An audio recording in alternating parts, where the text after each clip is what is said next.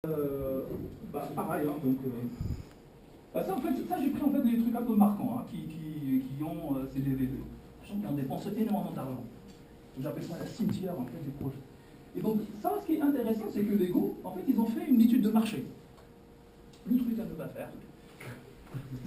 Qui dit que il y a une forte opportunité, le truc aussi qu'il ne faut pas dire, c'est de marcher des massifs multiplayer online game. Voilà. Et il faut que nous saisissent cette opportunité. Lego, donc on lance, donc ils ont recruté, je ne sais pas combien, 150 je crois développeurs haut de gamme aux États-Unis. Et donc ça leur a coûté 50 millions de dollars. Ben, ils ont fermé au bout de quelques, je sais pas, un mois. Et ce qui est intéressant en fait, ça n'a rien à voir en fait.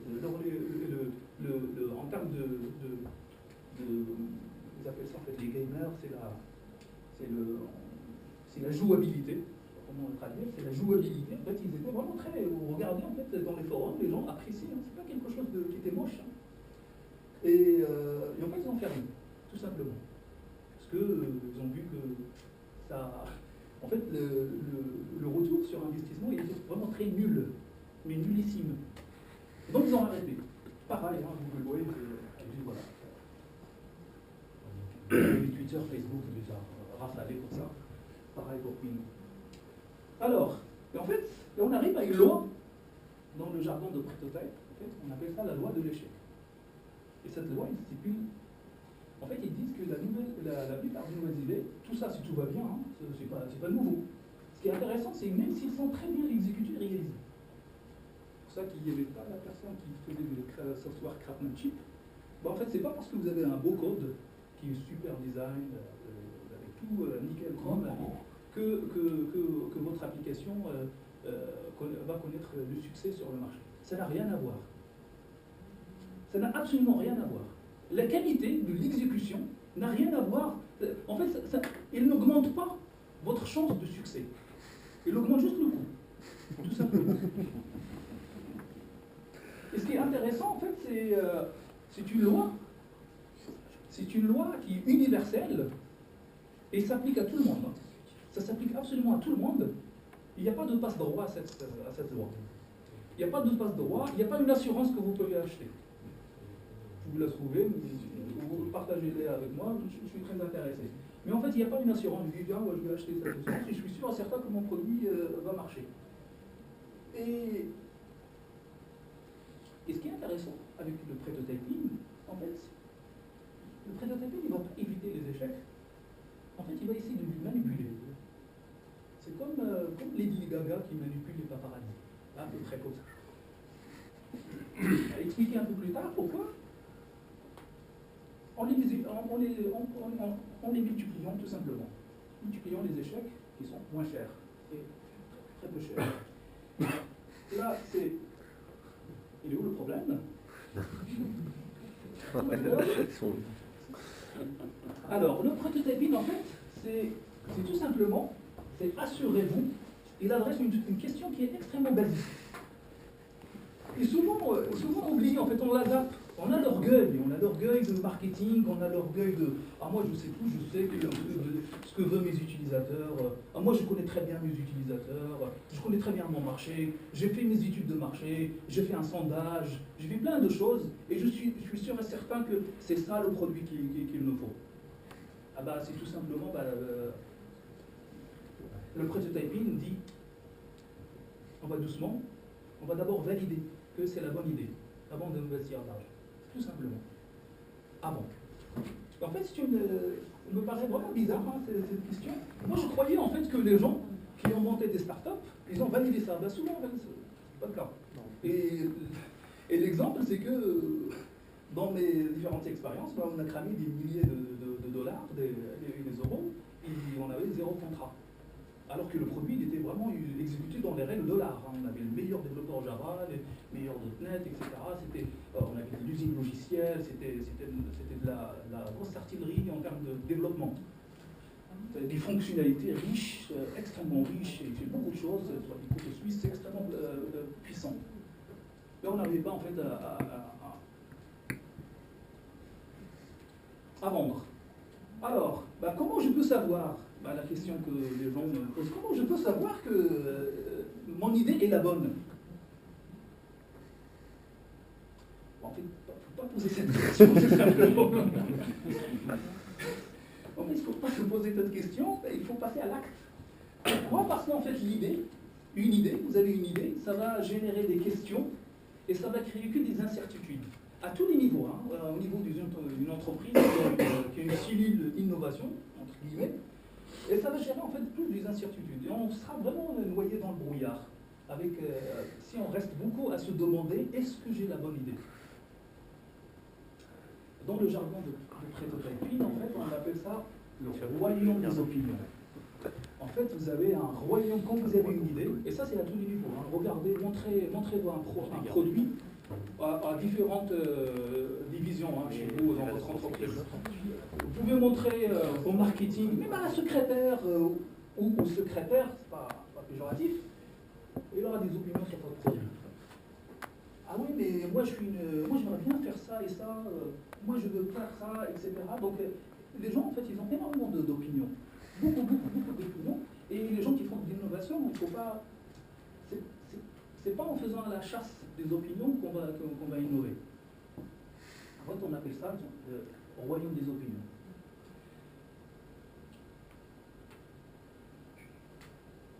Ce qui est intéressant, en fait, quand vous avez. Juste pour tuer, en fait,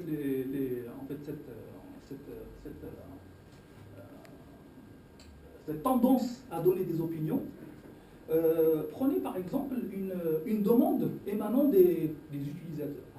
Le métier. Voilà. Le métier nous a demandé de faire ça et ça et ça. Donc ils écrivent une demande et juste demandez-leur de signer en bas. C'est-à-dire, je sous-signe, je m'engage à utiliser cette fonctionnalité s'il a été développé comme ça. Soyez sûr et certain que pas beaucoup de gens vont s'engager, vont signer. Ils vont dire, ouais mais moi je préfère voir d'abord et après on... Mais le problème c'est que moi en tant qu'entrepreneur ou en tant que chef d'un produit ou d'une division, etc., ce qui m'intéresse, ce n'est pas des opinions. Ce qui m'intéresse, c'est des engagements. Et les engagements, va les chercher dans votre entreprise. C'est rare. Les gens, ils ne s'engagent pas. Ils vont vous dire que des opinions. Ah, moi, c'est bien que... Même un cahier de charge, hein, un cahier de charge super bien documenté, etc., ça reste extrêmement vague. Demandez-leur de s'engager. Et vous allez voir, très peu de gens vont s'engager à dire, voilà, si vous développez ça, je m'engage à utiliser cette fonctionnalité. Vous allez voir que très peu de gens vont s'engager. Pourquoi en fait le royaume des opinions? Parce que en fait, chaque idée peut être gagnante. Là, je vous donne deux exemples un peu flagrants. Je vous recommande absolument de voir en fait le cas de Webvine. Le Webvine, normalement, il était censé connaître le même parcours que Amazon. C'est une société qui a été créée dans les mêmes circonstances que Amazon, sauf que ils se sont dit, voilà, aux États-Unis, il n'y a pas d'acteurs de supermarché en ligne. C'est en 1999. Et donc ils ont dit, voilà, donc ils ont levé le fonds. Tous les gourous de l'époque, ils ont visé l'argent sur cette boîte. Et vous allez voir la diversification. En fait, ils ont même développé leur propre flotte de camions frigorifiés pour livrer dans toutes les États-Unis. Hein. Ils n'étaient pas dans la modestie. Et donc, nous, on s'attaque, on vise grand. Et proposé en 1999, livraison gratuite. Hein. Ah non, nous, on ne va pas se calculer, se mettre la tête avec la livraison. Imaginez l'Américain, le moyen qui commande je ne sais pas combien de canettes de bière et du lait, livré gratuitement en fin fond de Texas.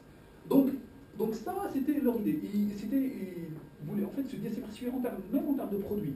Vous pouvez même commander des plats préparés. Des foie gras, des plats préparés par un chef français installé apparemment dans la Silicon Valley. Donc, Et donc, ils ont énormément pris de l'argent. Je vous recommande vraiment, c'est parce que je vois énormément de web van aujourd'hui. En fait, les gens qui grillent énormément les étapes. Et au bout de 2 ans, je crois, ils ont fermé. Ils ont même développé leur propre outil de logistique. Donc, ils ont construit leur propre centre de logistique. Et pareil hein, pour Segway. Donc, vous connaissez, hein, tout le monde disait que Segway est super, c'est génial, etc. Ben, on connaît bien le succès. Est-ce que vous voyez des gens circuler en Segway? Moi, je vois pas quelques-uns. Oui, mais ça reste vraiment des démos, hein, des circuits comme ça, mais on ne peut pas dire aujourd'hui que c'est un succès. Pourtant, tout le monde dit que c'est super. L'idée, c'est super. C'est pour ça que, au royaume des opinions, en fait, bah, chaque idée en fait, peut être gagnante. On appelle ça des faux positifs. Et à l'inverse, bah, au royaume des opinions, chaque idée peut être gagnante. Perdante, pardon. Twitter, c'était 2007, c'est ça hein? 2007, c'est l'apogée des smartphones. D'accord? Tout le monde, tout le monde communique par SMS. D'accord? Bah, supposons que vous êtes un capital risqueur en 2007. Hein. Donc moi, je viens vers vous et je vous dis, j'ai une idée géniale qui est révolutionnaire. Ok, super. Mon idée consiste à faire communiquer les gens au moins de 140 caractères.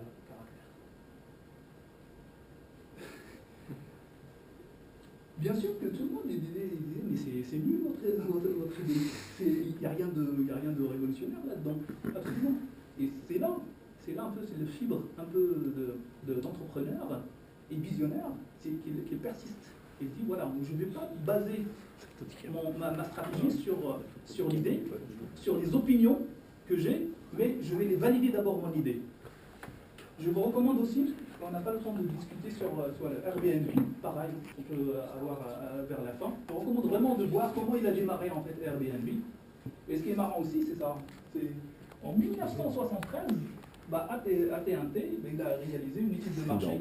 Il y avait pas, une étude de marché extrêmement sérieuse. Hein. Et on voit aussi aujourd'hui, AT&T paye pour le retard qu'il a pris sur le mobile aujourd'hui, aux États-Unis. Mais je crois qu'on raconte qu'IBM a créé le premier ordinateur pour prouver que ça ne marcherait pas. Hein. Oui, tout à fait. Donc, donc on appelle ça les faux négatifs. En fait, il faut absolument sortir des royaumes des opinions rapidement, transformant des opinions en vraies données. On n'a pas besoin des opinions. Moi, ce qui m'intéresse, c'est l'usage. Des questions en action, parce que quelquefois, je ne sais pas en fait. Je ne sais pas exactement quelle direction je vais donner à mon produit. Je ne sais pas. Je connais des fonctionnalités vitales, mais pas. Il y a plein de questions que c'est l'usage qui va me fournir une réponse. Et les idées en prototype. C'est tout simplement. On va voir un peu en détail pourquoi et comment. Alors, qu'est-ce que ça veut dire le prototyping? Comme c'est un nouveau mot, bah, le mieux en fait de s'attaquer avec un exemple, un vrai exemple. Ça, alors, il était une fois, avant même l'ère d'Internet et la banalisation des PC, IBM, ils étaient connus sur les grosses serveurs de calcul énormes et les machines à écrire. Des machines, les gens qui tapent comme ça. Et en fait, ils se sont dit, bon, on peut copier les deux. On peut développer un programme qui fait de la reconnaissance vocale et qui transforme la parole en texte. Là, ils appellent ça le speech to text. Donc c'était ça quoi l'idée. Sur le papier, il ne pourrait être qu'un carton. Ils étaient le seul, ils avaient les deux technos, donc sur le papier, ça ne devrait que fonctionner. Il y a l'équipe de speech to text là, ils ont dit qu'il vaut mieux de valider d'abord cette idée. Et comment on va la valider? Eh bien en fait, c'est un produit haut de gamme, hein, donc il est destiné aux gens de top managers des grandes entreprises. Hein.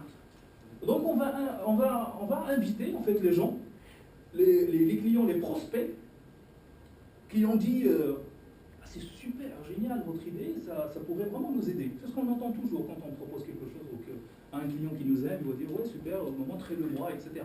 Bon, mais quand il s'agit de signer, là voilà, ils vont faire poireauter pendant des mois. Donc voilà ce qu'ils ont fait. Ils ont dit voilà, nous on va les inviter, on va leur dire qu'on a développé un produit qui fait le switch de texte, venez tester chez nous. Donc ils passaient une journée dans leur laboratoire, lab, de IBM.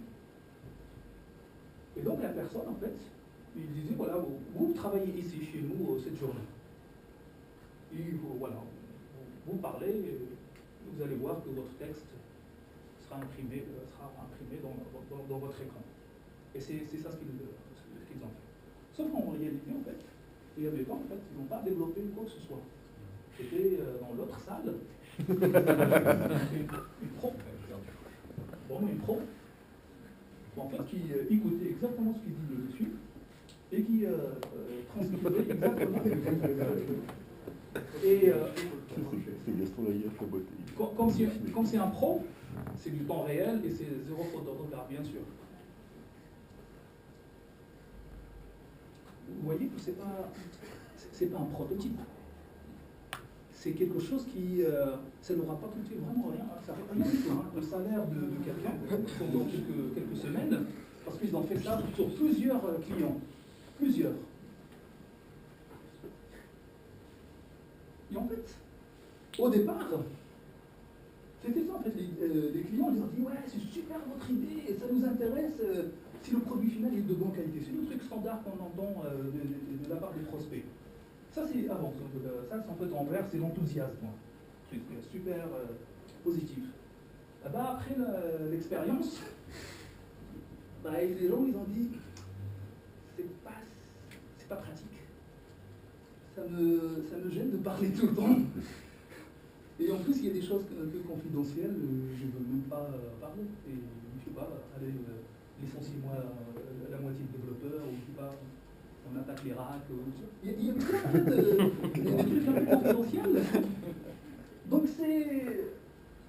Et donc, ils ont trouvé en fait des vrais problèmes qui font que, en fait, il n'y a pas beaucoup de gens qui vont acheter leur équipe. Regardez bien, d'un point de vue utilisateur, c'est strictement la même chose. Hein. C'est absolument la même chose. Hein. D'un point de vue utilisateur, hein, les gens qui ont expérimenté ça, que derrière il y a quelqu'un qui tape la sténographie ou un programme, pour eux, l'expérience utilisateur, c'est exactement la même. Ça, on va voir un peu, parce que ça, c'est extrêmement déterminant quand on fait des prototypes. Ce n'est pas des maquettes qu'on fait.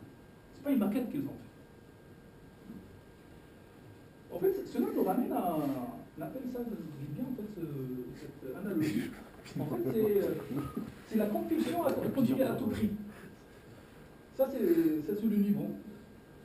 Je suis sûr et certain que vous avez vu ça plusieurs fois. Et le temps investi. Et en fait, il est comme ça, la courbe. En fait, plus on passe de temps, on investit de l'argent. Le temps, c'est de l'argent, hein. Le temps investi, l'argent. Plus on se convainc nous-mêmes, ah, c'est quand même, ça vaut le coup de continuer jusqu'à la fin. Alors qu'on sait bien que pas du tout. Et ça, ça me donne en fait l'exemple de... C'est le syndrome de l'arrêt de bus. Vous sortez du travail, vous habitez super loin, vous avez plusieurs alternatives, mais vous êtes d'habitude, vous prenez le bus. Bah, vous attendez, 15 minutes, il n'est pas là. 20 minutes, il n'est pas là. 30 minutes, il n'est pas là. Et plus vous passez le temps, plus vous dites, ah non, il va passer là, il va passer bientôt. Alors que vous aurez pu prendre d'autres alternatives. Et en fait, cette compulsion à continuer, et quelquefois, vous passez 1 heure à attendre ce bus-là, parce que vous avez, bah non, ça fait 1 heure que j'attends, je ne vais pas m'en aller maintenant. Et en fait, c'est ça, cette compulsion, vous allez voir énormément de projets qui continuent comme ça. On voit bien qu'à la fin de projet, on va juste être dans les tiroirs, mais on continue quand même. C'est comme le joueur compulsif en fait. C'est comme le joueur compulsif. Plus il perd d'argent, plus il dit je vais me refaire quoi. Exactement. Et ça, et pourquoi en fait on fait ça? Pourquoi en fait le prototyping? Parce que, comme je vous ai dit tout à l'heure, même le prototyping n'échappe pas à la loi de l'échec.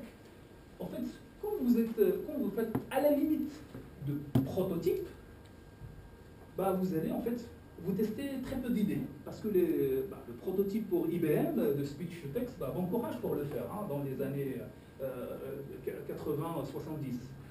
C'était pas évident de le faire. Donc vous testez, parce que même dans des grosses entreprises, le budget en innovation il est limité. Donc vous testez très peu d'idées. Voilà, c'est très peu. Là on applique la loi de l'échec, il est impitoyable. Là, vous avez énormément d'échecs. Et vous trouvez, si vous avez beaucoup de chance, avec un peu des idées à succès. Alors que là, avec le prototyping, comme c'est du pas cher du tout, bon, en fait, vous testez beaucoup d'idées. Vous avez testez beaucoup d'idées. Et vous faites un peu, bien sûr, il s'applique aussi, mais c'est des échecs rapides, c'est bien, tout de suite, et vous avez un taux de succès qui est énorme. Voilà. Et c'est pour ça que quand vous voyez, en fait, vous avez, en fait, on regarde Google, etc., on voit que les AdWords, les Gmail qui sortent. Mais ils ont énormément, il y a énormément de choses qui ont foiré, qui ont échoué en interne. Et parmi eux, par miracle, un qui sort, et nous on croit en fait que, ah oui, ils sont super, ils ont des génies Google, mais ils expérimentent énormément. Donc parmi leurs centaines, voire des dizaines voire des milliers d'idées qu'ils testent, ah ben, en fait le ratio quand même, parce que c'est le même toujours, 70% de 10 000, ah ben, c'est quand même c'est des idées qui connaissent du succès. Le problème, c'est qu'en France, ben, on apprécie très peu d'échecs. On croit, en fait, on associe l'échec à quelque chose de tabou, c'est pas bien, etc. Alors que moi, je milite pour que les grandes entreprises, et là je reviens à mon ami de tout à l'heure, avec des bricoleurs. J'aimerais bien, à un moment donné, trouver en fait des offres d'emploi de type société cotée au CAC 40, cherche un bricoleur confirmé, etc., pour faire de l'innovation. Voilà. J'aime bien ça. Parce que c'est ça ce qu'il faut en fait. Et pour les entreprises, c'est pas en faisant, c'est pas dans la collecte des idées qu'on peut innover. C'est en recrutant en fait les gens qui ont ce fibre de tester, de bricoler, planter, retester, etc. La deuxième expérience, je vais passer à côté très vite, c'est l'expérience de Palm Pilot. En fait, John Hawkins, lui, en fait, il avait ça dans sa tête. L'inventeur de Palm Pilot, il avait ça dans sa tête. Il a déjà connu un échec avant de se lancer sur le Palm Pilot, mais cette fois-ci, il a dit bah, je vais quand même aller un peu moins vite. Donc il avait ça dans sa tête, mais pour faire ça, déjà, même en prototype, ils n'avaient pas les moyens.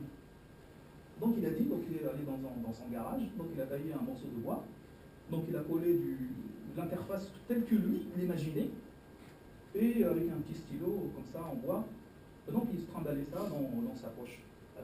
Dans toutes les conférences, comme ça. Il prenait, j'avoue que c'est une poche de US, quoi, taille US. En fait, il se baladait comme ça. Et si quelqu'un lui demande, on se fait un resto ou bien un rendez-vous la semaine prochaine, donc il sortait sa tablette, et il faisait en fait semblant de noter. En fait, pour lui, en fait, il voulait valider ça. Il voulait valider qu'il n'y a aucun problème. Il n'y a aucun problème sur la taille, sur les idées, sur le poids, est-ce qu'il a toujours les éléments graphiques. Donc il a fait ça pendant plusieurs semaines avant de se lancer dans le Palm Pilot. Vous êtes d'accord, c'est pas un prototype. Alors, là, on va faire une petite synthèse entre le prototyping et le prototyping. C'est la différence, c'est un peu subtil. Pour vous couvrir les yeux. Donc ici, en prototyping, les investissements, c'est en heures et en jours, pas plus. Parce que derrière, c'est de l'argent. Il adresse des questions totalement différentes, qui est bien en amont. Est-ce que les utilisateurs vont l'utiliser comme prévu? Est-ce que les utilisateurs vont continuer à l'utiliser? Ça, c'est très important, ça. Comme ça, en fait, on élimine les curieux. Parce que vous avez beaucoup de gens, en fait, lancez un produit, le premier jour, vous avez, je sais pas, 60 millions de connexions, et le jour suivant, il n'y a personne. Donc, est-ce que les utilisateurs vont continuer à l'utiliser? Ça, en fait, ça, c'est l'usage récurrent. Et le deliverable, c'est un prototype qui fonctionne. Voilà. Donc, le prototyping, alors que les semaines, et en fait, il abrège des questions sur est-ce qu'on peut le concevoir, est-ce qu'on est capable de le concevoir, est-ce qu'on a les compétences pour le faire, les matériaux, les machines pour le faire, etc. Et vous voyez bien que c'est un prototyping, c'est une phase qui est en amont. Alors, pour les gens qui aiment bien les définitions un peu académiques, donc on a essayé de donner une idée, une définition un peu académique de prototyping. C'est valider l'attrait initial et l'usage réel d'un potentiel nouveau produit, une idée, en simulant ses fonctionnalités vitales. Toujours quand vous avez des fonctionnalités, demandez les fonctionnalités vitales. Si vous ne les avez pas, soyez sûr et certain que la personne qui communique le besoin, même lui, il ne sait pas. S'il dit ah oui, mais en produit, il fait beaucoup de choses. Non, non, non, c'est pas ça. Dites-moi quelles sont les fonctionnalités vitales de votre produit. Avec le plus petit investissement possible en temps et en argent. Alors là, on va aborder quelques techniques de prototyping. On a vu tout à l'heure, en fait, c'est ce qu'on a vu l'expérience d'IBM, c'est en fait c'est le turc mécanique. Vous connaissez l'histoire du turc mécanique? C'est une histoire vraie. C'est un ingénieur hongrois qui l'a développé dans les années, je crois, 1700, 1800, je crois, comme ça. En fait, il a développé c'est un automate de jeu d'échecs. Sauf qu'il dit, c'est pas d'automate, c'est un petit bonhomme, un cheese master qui jouait. Puis en fait, les gens qui jouaient avec la tour. Celui-là, en fait, il a fait presque le tour du monde. Hein. Il était même allé aux États-Unis. Napoléon, il a joué contre ce. Il ne savait pas qu'ils étaient en train de. C'était un canular. Il a perdu 3 fois. Et en fait, il n'y a pas. Donc, à l'intérieur, il y a un jeu, un chef master qui jouait. Et le secret, il a été gardé pendant pas mal de temps. Hein. C'est compté par des dizaines d'années. Alors que les gens tous croyaient que j'étais en train de jouer contre un robot. Et ça, en fait, cette technique-là, c'est quand vous avez un produit ou une idée, ou un business, une fonctionnalité qui nécessite en fait une modélisation complexe, qui peut être faite par des humains. Faites-le d'abord avec les humains. Faites-le. Faites-le. Masquez ça aux clients. Je sais pas, vous avez fait, vous fournir des rapports, etc., extrêmement compliqués. Ben, générez les rapports par vous-même d'abord. Tout simplement. Les premières phases de test, générez les rapports vous-même, etc. Et envoyez-les à des utilisateurs pour voir comment ils vont réagir, etc. Après, vous pouvez aller à l'étape suivante pour industrialiser, comment générer les rapports à la volée, etc. Donc, mais il ne faut pas griller cette étape-là. Il faut valider d'abord que c'est déjà la génération de rapports et c'est déjà la bonne idée ou pas. Les gens ils ont besoin d'autre chose qui n'a rien à voir avec une génération de rapports ou bien je dis ça comme un exemple. Vous avez énormément d'exemples, on va discuter en concret, dans le cas concret. Donc ça c'est la technique de